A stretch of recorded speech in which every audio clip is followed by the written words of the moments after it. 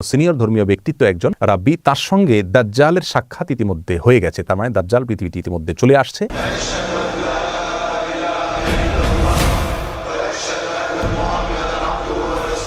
আলহামদুলিল্লাহ, ওয়াসসালাতু ওয়াসসালামু আলা রাসূলিল্লাহ ওয়া আলা আলিহি ওয়া আসহাবিহি ওয়া মান ওয়ালাহ, আম্মা বাদ। সুপ্রিয় দর্শক শ্রোতা ভাই বোন, ইসরায়েলের প্রথম সারির একটি দৈনিক, একটি গণমাধ্যম ইসরায়েল টুডে, সেখানে দাজ্জালের আগমন সম্পর্কে একটা তথ্য দেওয়া হয়েছে একটি সাক্ষাৎকারে। সেই তথ্যকে কেন্দ্র করে পৃথিবীর অনেক মানুষের মধ্যে কৌতূহল তৈরি হয়েছে, আলোড়ন সৃষ্টি হয়েছে। সেই সাক্ষাৎকারটা দিয়েছেন একজন ইহুদি ধর্মপণ্ডিত বা রাব্বি।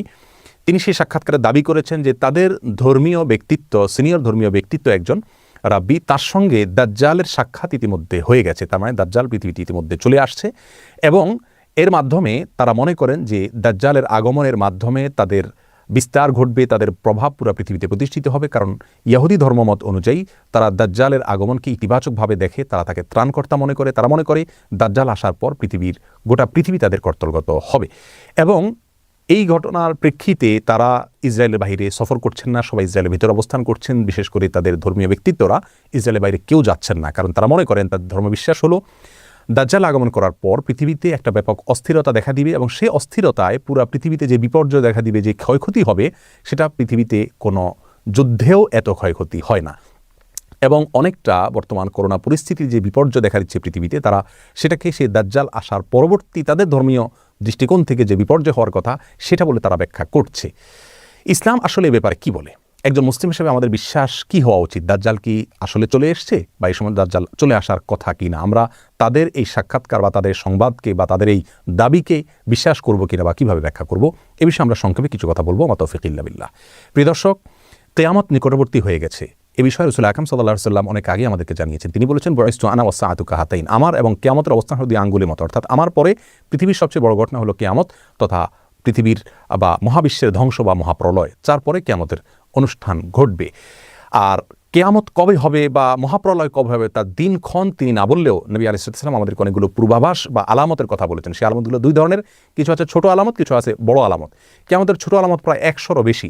সেই 100 আলামতের ভিতরে সর্বশেষ আলামত যেটা বলতে পারি তা হলো ইমাম মাহদির আগমন। ইমাম মাহদির আগমন এখনও পৃথিবীতে ঘটেনি, তবে ইমাম মাহদির আবির্ভাবের পূর্ব মুহূর্তের পরিস্থিতি পৃথিবীর কেমন থাকবে সে সম্পর্কে হাদিস থেকে ধারণা পাওয়া যায়। সেটা হলো গোটা পৃথিবীতে অন্যায়, অবিচার, অত্যাচার, জুলুম এটায় পরিপূর্ণ হয়ে যাবে।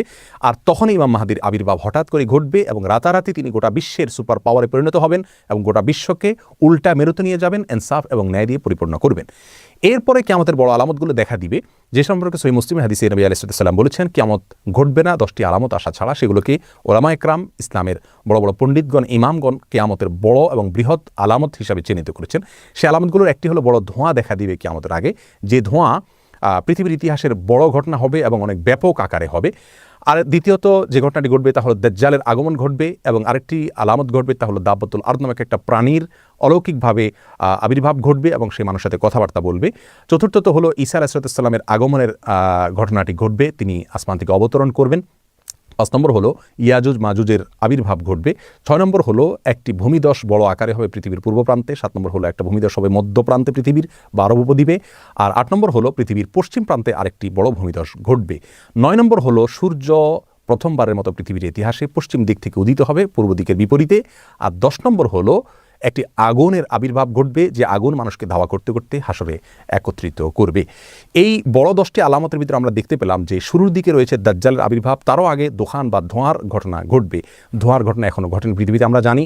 তারও আগে ইমাম মাহদির আগমন ঘটবে, সেটিও এখনও পৃথিবীতে ঘটেনি। অতএব একজন মুসলিম হিসেবে আমাদের বিশ্বাস হবে দাজ্জালের আগমন এখনও ঘটেনি, কারণ দাজ্জাল আসার আগে পৃথিবীতে আর অনেক কিছু ঘটনা ঘটবে যেগুলো এখনও ঘটেনি। এটা হবে একজন মুসলিমের বিশ্বাস। আমরা কোরআন হাদিসের আলোকে দেখতে পেলাম যে দাজ্জালের আবির্ভাব এখনও ঘটেনি। অতএব ইহুদিরা যেটা দাবি করছে সেটা অসত্য এবং বেঠিক। অন্তত এটা নিয়ে আমাদের অস্থিরতার কোনো কারণ নাই। একজন সাহাবী জিজ্ঞাসা করছেন, ইয়া রাসূলুল্লাহ, কিয়ামত কবে হবে?